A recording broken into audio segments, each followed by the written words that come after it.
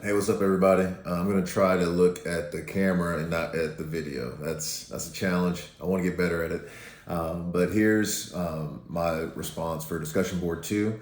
I want to tackle or really try to explain the discussion prompt about the conflict between Moses speaking to Yahweh face to face. And so the two passages we have there are Exodus 33, verse 11, and then you also have the 33, verse 20, where obviously the scripture says, no man is able to see Yahweh's face and live.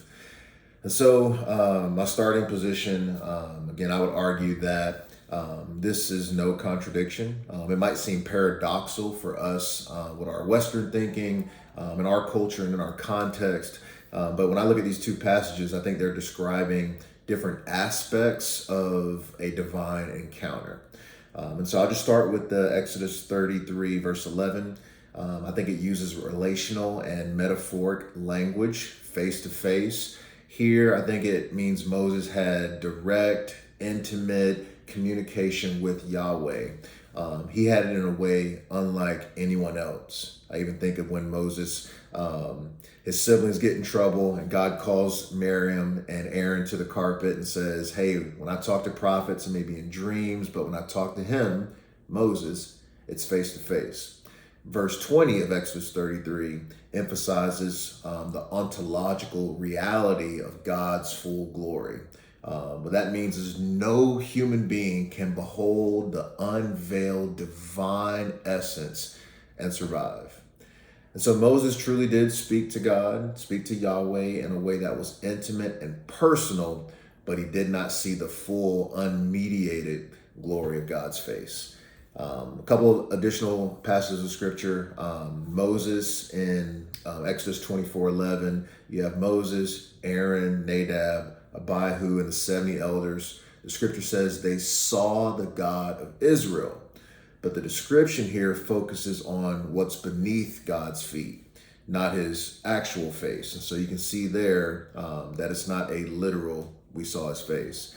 The text here, similar to the earlier ones, I think is emphasizing the nearness and that covenant fellowship, not necessarily a full vision of God. You also have verses 18 through 23 of Exodus chapter 33, where Moses even asked to see God's glory, and Yahweh responds, you can't see my face, for a man shall not see my face and live. So instead, what God does for Moses is he covers Moses and allows him to see his back. So it's a partial revelation. Some of our course material, I love Dillard and Longman's in Intro to Old Testament, how they explain that these anthropomorphic, the language used here, is often used throughout the Torah to describe God in terms that communicate relationship to human beings. And so they're not suggesting that God has a literal body. He's just using personal, relational terms that we can grasp. Walkie and you in Old Testament theology stress that Israel's God is transcendent yet immanent. And I really love that language. I'm going to start weaving it into preaching because what it shows us is that Yahweh reveals himself in ways that human beings can understand through his voice, through cloud, through fire, through mediated experiences, while his essence still remains unseeable.